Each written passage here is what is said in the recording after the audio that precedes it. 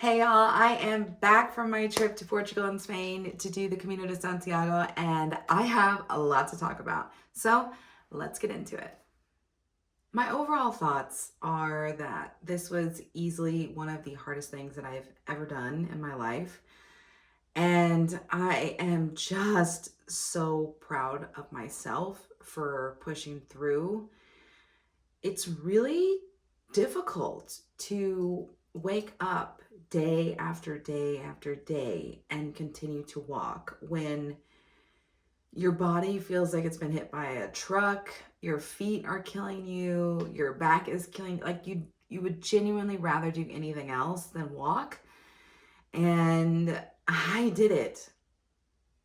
I mean, there were absolutely tough times when I was absolutely questioning whether I was going to continue on. You know, I don't know. We met a lot of people along the way, and a lot of them, they almost feel like set in it, like they steep in it. Like the pain or the suffering, like in the early days, like basically like when your body is getting used to it, because it is kind of a shock to the system. Like, I don't just get up one day and walk, 10 to 15 miles and then do it the next day and the next day and the next day, So, those 2 days are so hard. Like, and it just felt like a lot of people kind of settled into it after those first 2 days, but I did not. I absolutely, probably from days 1 through 4, I was in that space. Day 5, I finally had felt like, okay, I'm like resigned to the road, you know? Like, I'm too far in it now to not stop. And I felt like I got more of a rhythm that day.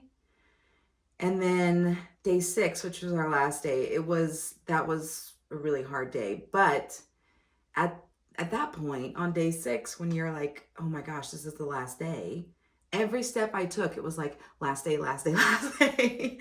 So I felt like I was really pushing on that last day. uh but 1 through 4, man, I don't know, it's wild to see all of the different people, all different ages, doing this, and just smoking it, like when it feels like, I did a lot, but then the person next to me has came from Lisbon, like it's crazy. Like, it's really interesting how everyone there is on, a different path or a different journey, and they're just getting after it, and that's amazing. I mean, I was really just kind of in shock of those people. Like, I mean, I've got my little 6 day moment. I've done it, and then that's about it. Like, I already know I will never do something like this again. I While I am so proud of myself for doing it, I I don't think that I'll ever do a vacation again where I use my own 2 feet as the only mode of transportation for the entirety of the trip. Like, that was kind of crazy to think about. But anyway, let's start from the beginning. So at the end of this video, I've put together kind of like a visual diary of the whole Camino. So towards the end, you'll be able to watch that. But right now, I just want to kind of talk through the different days and, my experiences and things like that. So let's start. So day 1, we basically took a train because we arrived in Porto, and we took a train from Porto to Valencia. And that is where I dropped off my bag. I went through a company, I think it's called Plebo. I'll put them up on the screen and I'll also link them down below. But we went through that. It was glorious to be able to arrive at the train station and hand my bag off to the woman. Like there was a woman there with a sign that had my name on it. It was like, this is perfection. So I did that. We arrived probably around like 11-ish. And then we had to walk basically into the old city or old town and get our passports. Well, it was a struggle to find the passports, to say the least.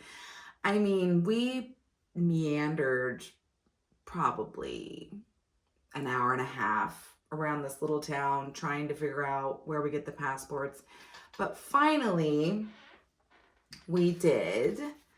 So they look like this, and this is basically like where you put all of your stamps. So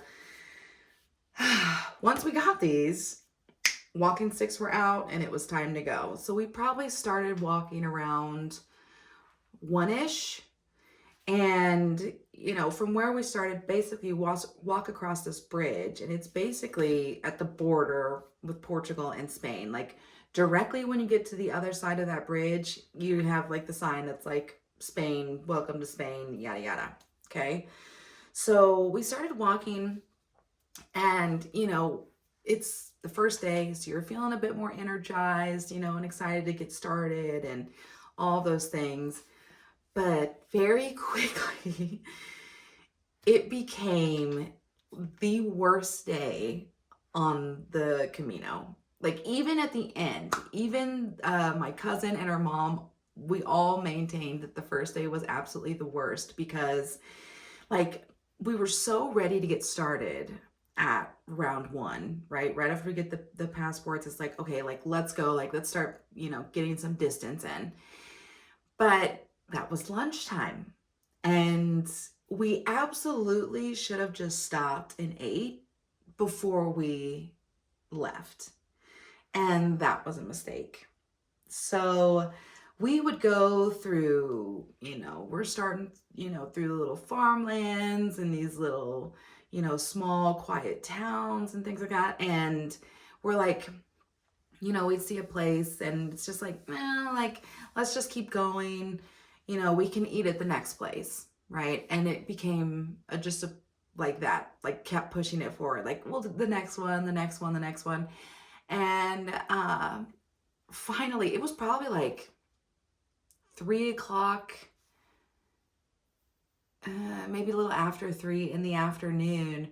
And we're starving at this point. And so we decide to take a different road. Like it kind of forks basically, and you can meet back up with the road. But there was a restaurant that was potentially going to be on this other road. So we make the turn, and as we're about to turn down the alternate road, a guy like he's outside and he's like, no, like you need to go, you know, go the other way, because the other way is like through the forest and the hills and all of that. But we were starving, so it was like, we need to eat, and this is where the restaurant is, so we got to go this way. But the guy was like, no, turn back now, like absolutely trying to stop us. Like that, he literally said that way is hell. But we kept going because we was hungry. And when I tell you that that road was hell, it was awful. Like, first of all, the second you turned off and went onto this little alternate road, it was like, it felt like the length of the Vegas Strip, but all industrial warehouses, like just giant factories everywhere. You've got semis, you know, blowing past you. Like you're on the side of the road, the semis are blowing past you. You got dirt and debris flying at you. Like it was awful. The sun was beating us that day. But we're going. We see the restaurant. okay, finally we can take a stop and just get something to eat and regroup, right? We get to the restaurant, it's closed.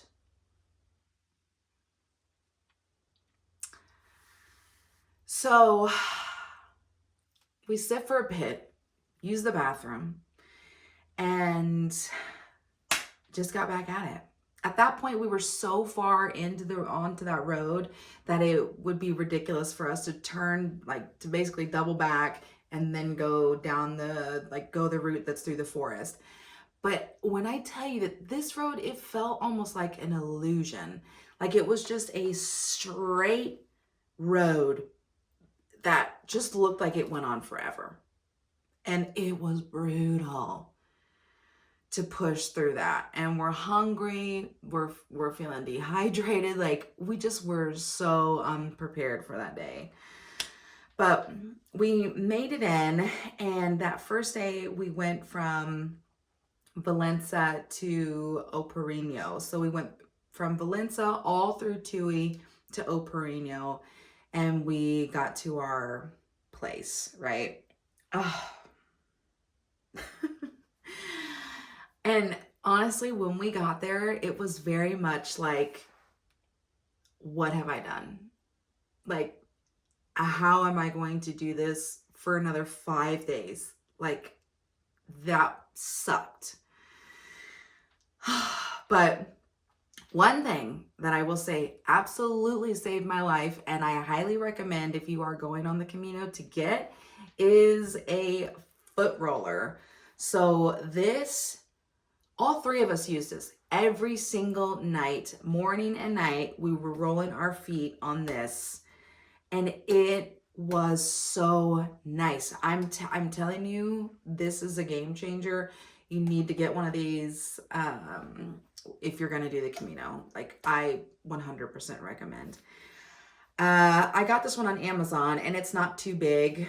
So, I mean, I was able to fit in my luggage just fine, but highly recommend. Like we even got to, like, after you rolled out your feet, we would roll out our calves up on the thigh, you know, all of it.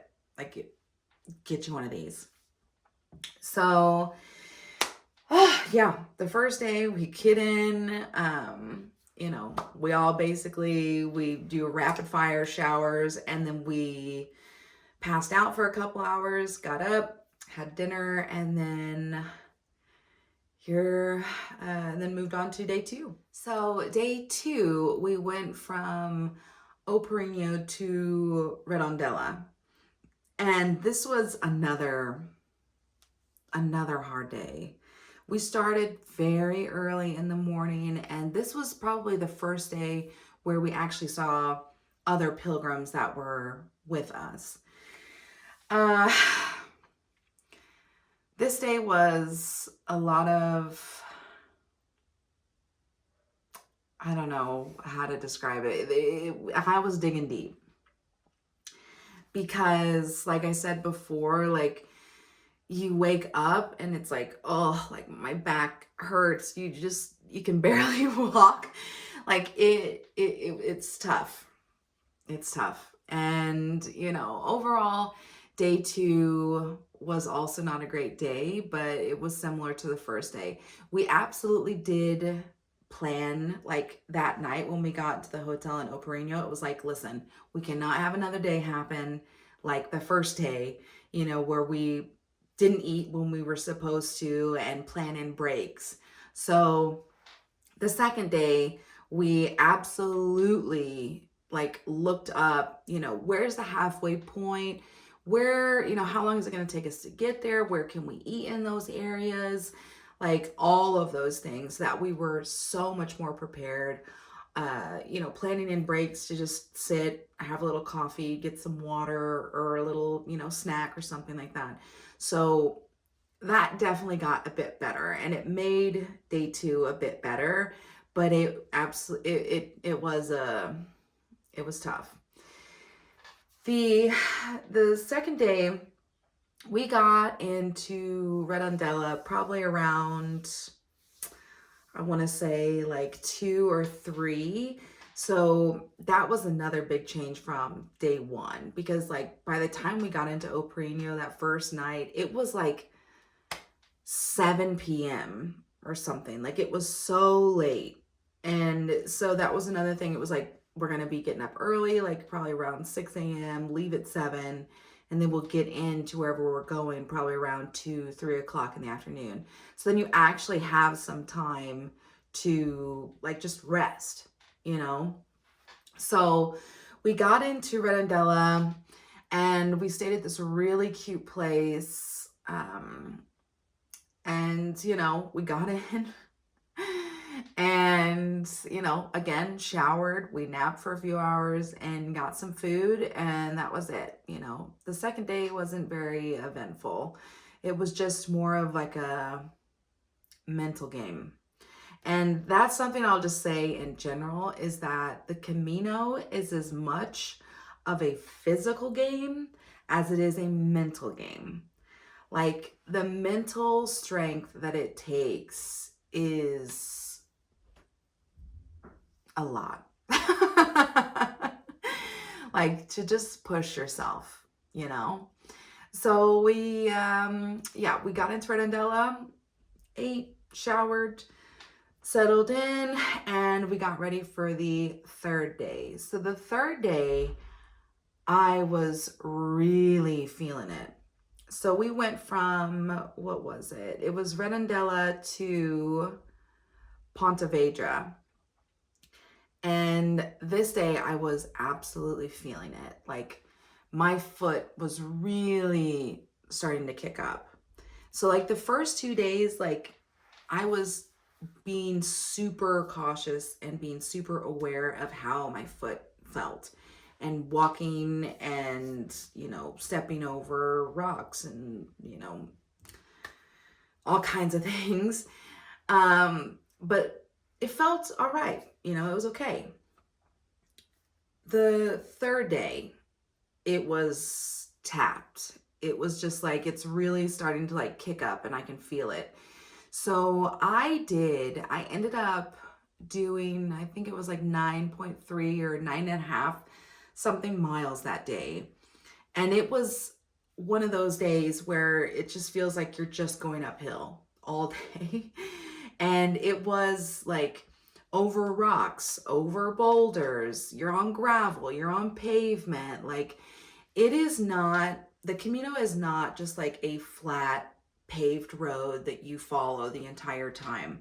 There are absolutely sections that are like that, but it is not what it is all the time. You can be in the forest, you can be in the city, you can be in, you know, in like kind of like farmland. Then you're weaving in between people's houses. Like the terrain changes a lot. So on that third day, my foot was really hurting. Like I probably just limped the last handful of miles that day. Like, and it was to a point where it was like, I don't know, like if I continue on this day, because I think it was maybe 12 miles that day.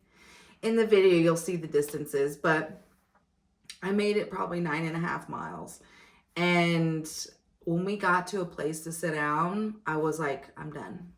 I can't go anymore, because I am so afraid of literally waking up the next day and it feeling like it did when I hurt myself out on the trail during my training, you know?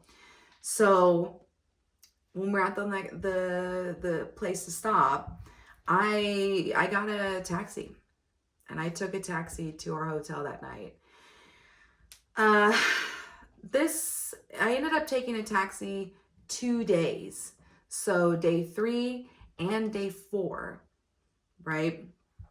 And the only reason that was able to happen was because our original route was 120 kilometers. And to, you know, finish and get the Compostela at the end, it's 100 kilometers. So I had some leeway there. And so what I was able to do between day 3 and day 4 was like, I would get back to the hotel earlier than the other two people I was with, and be able to stretch my foot, to roll my foot, all of the things, massage my foot, like that, like I kept it elevated. I put ice on it, like the whole thing. Like I was hitting it from all angles when I would get back to the hotel. I mean, it did feel like kind of a failure at points to not finish day 3 and day 4, but I didn't want to chance it, you know? And it was like I was limping, like just walking on the ball, like on the ball of my right foot for miles. Like, and it at that point, then you're favoring the left leg, and that one's starting to not feel great. So, I just had to make the call for myself, and, to be able to finish it, honestly, that was absolutely worth it, because day 5 and day 6, done. And my foot absolutely felt better on those days. Like, it was worth it. And honestly, it is what it is. Everyone's, journey on the Camino is different. But we were lucky to have that extra 20 kilometers that I could kind of play with. And, day 3, I did 9.5-ish miles. Day 4, I think I did 7, 8-ish miles. Day 4 was a relatively short day compared to all the rest of them. So, I think I only maybe missed 6 miles, 7 miles altogether, something like that. But yeah, it was tough. So day 3, we went to Pontevedra. Day 4, it was from Pontevedra to Caldas de Reis. And then, we got in. We had dinner, all of those things, and that was it, But when I tell you, between resting my foot for day 3 and day 4, like at least partially, it made the difference on day 5, because day 5 was Caldas de Reis to Padrón. And this was that day where I said, like, I feel resigned to it. Like, I feel in it. But, on day 4, when I called the taxi on day 3, it was one thing, right? When I felt like I needed to call the taxi on day 4, it was really a point where I was like, oh my God, like, am I actually going to be able to finish this? Like, maybe I could, like, I started thinking of other ways that I could be able to at least finish it, like maybe I could rent a bike, and maybe I forfeit getting the certificate at the end, which is fine, but at least I would be able to do it with, my cousin and her mom, like actually be out on the trail and doing it with them. Like, maybe I just do it that way. And, I looked into getting a bike rental, but I was going to be able to get one, but the thought was, if I'm already struggling to get up the hill, right? If I have a bike, then I'm not only struggling for myself, but then I'm also struggling to push the bike up the hill, So that kind of made me hesitate just a bit with that. Like, would that in theory be making it better or worse, But, we had kind of a heart-to-heart that night on the 4th night. And we just kind of agreed as a group to take many, many, many more breaks, and to take longer breaks, and just try to do it that way. And honestly, it made all the difference. Like I said before, like in my training videos, the two people that I go with, they walk so much faster than me. And I was fine with that, and every day on the trail, they were ahead of me, like probably a football field length, but they were always in front of me. But it was like, I would see them stopped ahead, right? And they'd be stopped for a little bit. And then as I'm coming up, by the time I get there, and it was like, oh, I'm thinking like, oh, like, let's take a break. They would then start walking again. So that was one of the issues that we had to work through, but also just taking more breaks, more frequent breaks, longer breaks, all those things. And when we talked about that on the fourth night, where it was like, I feel like that's the only way that I'm going to be able to finish this, is if I do it that way. But on day 5, not only me, I felt so much better on day 5. Like my foot felt better.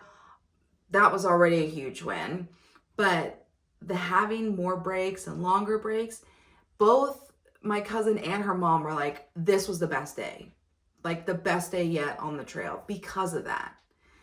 And I think that something that I would just suggest is to not feel pressured to move at a certain pace or whatever. You know what I'm saying? Like, you have other people that are walking by you, they're flying by. Don't feel pressured to keep up with them. Don't feel pressured to just keep pushing and keep pushing and keep pushing. If you want to stop, stop. If you want to, take a break for the next 30 minutes, then do it. Because those were the best, like that made that day the best, because we actually had time to sit and just rest and have a coffee and, look around and, kind of enjoy the moment as you're having it, And so day 5 was the best day, even though it was a torrential downpour. Like, it rained buckets on day 5. Like, all 3 of us were completely soaked. Like, I had a rain jacket on, soaked. Top underneath, soaked. The bra, soaked. Pants, soaked. Everything in my fanny pack, soaked. Like, it was a tough day. Like, that was another one where the mental strength was coming in, because it's like, we're all sitting at this cafe freezing because we're soaking wet and it's cold outside, and we're still gonna get out on the Camino and keep going. But that still was one of the best days just because of that. Like, having those breaks, being able to actually sit and just take a second, So, yeah, that's absolutely one of the biggest takeaways from the Camino, is to just rest when you want to rest. Another would be to have like a playlist of like bad bitch anthems, because in the dark moments when your body is saying that's enough, you need some songs that are gonna hype you up, because another thing that I realized on the trail was like, it felt like the mornings and like just starting and the ending were the hardest for me. Like, in the morning, trying to get my body to move and push and just go, okay, it's time to go. Let's get back in the rhythm. Like, come on. The middle, I was getting in the groove. I've got Lizzo going. I'll switch to an audio book. Like, I'm just boom, boom, boom. Let's go. The second I felt or knew that we were close, energy level just plummets. And it's like, oh, each step is like pulling teeth. Like, oh man. But anyway, so the last day was our longest day. It was, I believe, 15.8 miles. And it was from Padrón to, Santiago, the whole finish line. So we started, and honestly, I was smoking it. Like, this was like, so day 5, I was resigned to the road. Day 6, I was attacking the road. Okay. My foot is feeling good. I am ready to get after it. And I'm telling you, I was even keeping up with my cousin and her mom for a large part of that day. Like, I was just in it. Like, this is the last day. I'm actually going to finish this. I'm actually going to be able to even get the certificate at the end. Like, I've done enough to do this, right? So, day 6, we're cranking it out. We stopped to have lunch at this, little place. It's super close. But we sat down, we ate, and it was like, ooh, yes, like, let's go. We've only got a couple miles left. Like, let's go, right? Those last handful of miles were like the longest miles in existence. This was another day from Padrón to Santiago. When you look at the elevation, it's literally like this. Like, the whole way, you're just going up. A little down and then back up. A little down, back up. Whew. It was a tough day. And again, the closer it felt like I was there, like, my energy was just going down.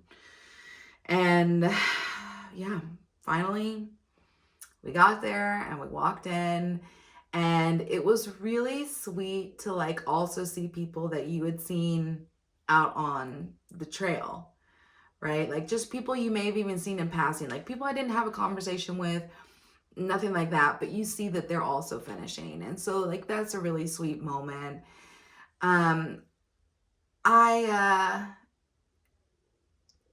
Yeah, you walk in, and well, when we got there, it was very busy, like packed with people. So it's not just like pilgrims that are coming into this like square.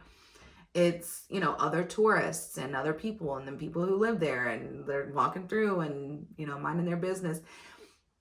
So you just kind of come in, you feel the relief of being done. You take a handful of pics, and then we went to our hotel and took the best shower of our lives. So we got to Santiago, we got to the church, we've got to our hotel room, we've showered, and, we're just kind of basking in it. And it's like, just kind of shocked by what we've just done, and that we've done it, it's over. Like, the next day, we're not going to have to wake up at the crack of dawn and do this again. Like, you really kind of look back on all those little moments, like, one of the places we stayed at in Padrón had this like terrace, and it was really beautiful out there. And we just ended up, buying some, pasta from the grocery store and making it, eating it out on the terrace. And that was really nice. The other moments that I loved was stopping at the pilgrim stores. So in different towns, not all of them along the route, but like, there's a handful of little pilgrim stores that you'll like that are on the path, right? And that's where you can buy little souvenirs and stuff. So one thing that I ended up doing from the beginning was buy pins. So I brought this visor with me, but I ended up buying these pins, at different stops along the way. The other ones, I got these as well. So got that one. And then when we finished and when we went to the place to get our certificates, I bought these two as well. And I love them. I'm obsessed. I didn't end up buying a shell, which is, the way that I feel like you can spot any pilgrim is that they'll have one of the shells. But I did get the pins, and I did get the pin with the shell on it. So this is what it will look like. Like that. But yeah. The other part that I really liked that was like a motivator was getting the stamps. So you get your pilgrim passport, and you basically get stamps along the way to prove like the distance that you've covered. And you can get stamps anywhere, like any cafe that you stop at, the restaurant, your hotel or your accommodation. Like all of them will have stamps. And so that was a really fun part of it, was like just collecting these these stamps along the way. But yeah, it's super cool, and I loved that part. Like this one was so cool because we stopped at this, it was a pilgrim store, but the woman that worked there, like, she said that this stamp was like from the 40s. Like, it's been this store that's just existed on the Camino for, generations. And she had like these photos of her, her parents, working at the store, grandparents working at the store, and using this same stamp. Like, that's super cool. But it's just cool as like how many different types of stamps there are. Like, all of them are different and unique, and I love that. So the last one is this one. So when you finish, right, you have your passport and you take it to the office, which is not too far from, where the church is. It's just like a short little walk, basically. And you go in and you give your passport to the people, and they give you this.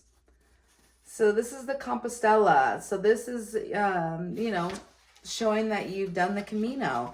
They give you a Latin name, though my Latin name is Melissa, which is interesting, but this is, that you've done it, right? And it's wild. It's still wild to think about now that I've actually done it. And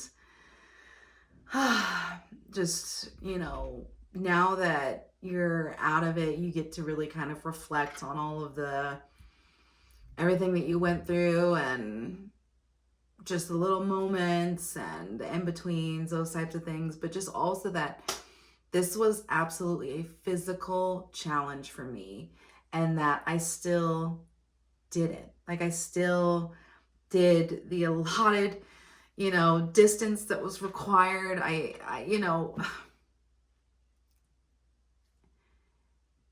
You just have to focus on your own Camino, Don't feel ashamed if you have to stop, or if you want to take a break for longer, or if you have to call a taxi at some point. That's okay. Like, there are people there that you see. I mean, there was a girl that we saw several times who was just limping. Like, it was clear that she had jacked up her knee or something at some point in time, like to the point where like she had to have somebody holding her arm, and she is pushing through. Like, it is such a mental and physical challenge, and each one is going to be different, but all of them are valid. So yeah, I would say for the things that I brought, my fanny pack, which you will see in the video, 10 out of 10 would recommend. Getting your bag transported, again, 10 out of 10. There's no way I could have carried my bag, but the service that I used was perfection.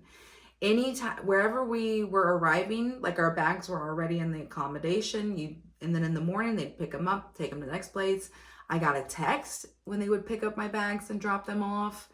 Like, my cousin ended up deciding to transfer her bags on the second day to the end, and it was super easy. I just texted the guy and told him, he sent her the payment, and that was it. Like, it was super, super easy, and I highly recommend doing that. I don't think that it, cheapens the experience or whatever if you're not carrying your bag. Like, if you want to carry your bag, carry it. If you don't, you don't. Like, you don't have to, At the end of the day, however you do it is however you do it. What else? I would say something, and, I'm just throwing this out there. But if anybody has kind of like an entrepreneurial spirit, it would be life-changing if there was like this mobile foot massage van on the Camino. Like probably for like the first 3 days, like into it, in that kind of section. Like where like, this little van, you can just text them or whatever, or they drive by in like the areas where obviously you can, because some of it's just in the forest and it is what it is. But like where you could call them, schedule it, they would stop, like you go in, you get a foot massage, you can, just kind of relax for a little bit. And I'm telling you, that would be a game changer. Like I would have paid for that the entire length of the Camino. But I would, if anyone wants to start that business up, I'm telling you, it's probably going to be a cash cow. Okay. The other thing though, that I was kind of expecting, or maybe wanted, I guess, was more of a moment at the end, because like I said, you just walk in and you see, people, congratulating each other, that they've met on the road or whatever. But like, that's about it. Like there is no song and dance that occurs, and it's like, man, after walking this long over 6 days, I just kind of expected, I don't know, a little bit more of a flourish, like a celebratory moment. And so an idea that I also had was like, it would be amazing if there was like this little cart that was like, had bells on it, right? And so like you could have a bell for each Camino or a bell for distance or something. But basically when you come in, you can ring the bell. And so then people know that you finished the Camino and it's more of a moment, Like, I think that would be amazing. So if anybody, I'm giving those ideas out to you, that would be amazing, I think. Because so many people do it solo as well, So you walk in and you see people walking in, they take a pic of themselves and then they move on, So I think that would be cool. Like just like a bell or something, just ring it and, people are like, woohoo, and then that'd be that. But I think that would be a cute idea as well. Something else I highly recommend is getting a massage. So once you get into Santiago, there are tons of places for you to get a pilgrim massage. And it is like you are being touched by the hands of God. Like, I'm telling you, it's the best money I've ever spent. Like you walk out and it's like you're walking on clouds. Like your body has been beat down for a week. And then the massage, oh, it was glorious. 10 out of 10, highly recommend. Something else I got. So on the way, like on that last like section, as you're coming, like you're getting closer to Santiago, you see all these little signs for pilgrim tattoos. And I got one. I don't care whether it's cliche or not, but like, I know I'm never going to do this again. So I was like, give me all the things. And so I got the little shell. I'll put a picture somewhere of what it looks like, but it's basically, I guess, the original OG version of the shell. But whatever, $40, done. But yeah, if you guys, if you're thinking about doing the Camino, honestly, if I could do it, you can do it. Trust me. But yeah, the next time I spend 10 days in Spain, I'll be at a rooftop terrace. You know what I'm saying? You know, this is a one and done for your girl. But if you all found this video helpful or interesting, please consider subscribing. We're going to roll straight into the visual diary after this. But yeah, I will see you all in the next video. All right, we are at Kansas City Airport, ready to go to Minneapolis. We just hung out in the lounge, and now we're gonna be, go to Minneapolis.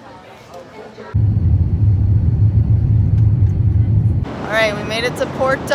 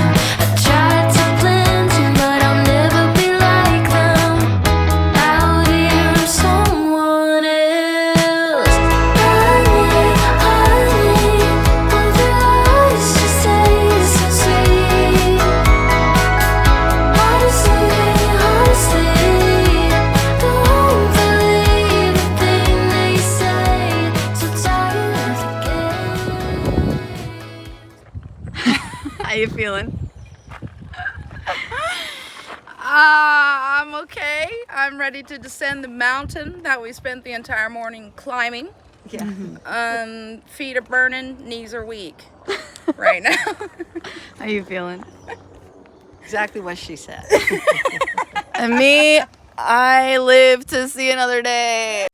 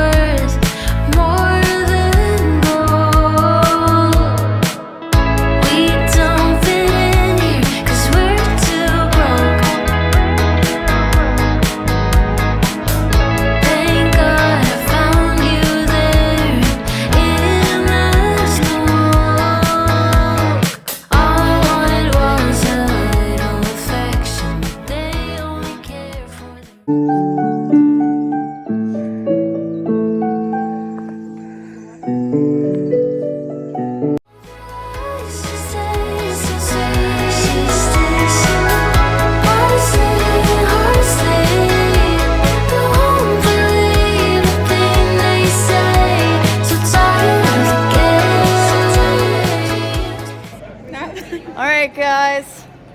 Walking in. We made it. We made it. Relieved. About ready to collapse, to be honest.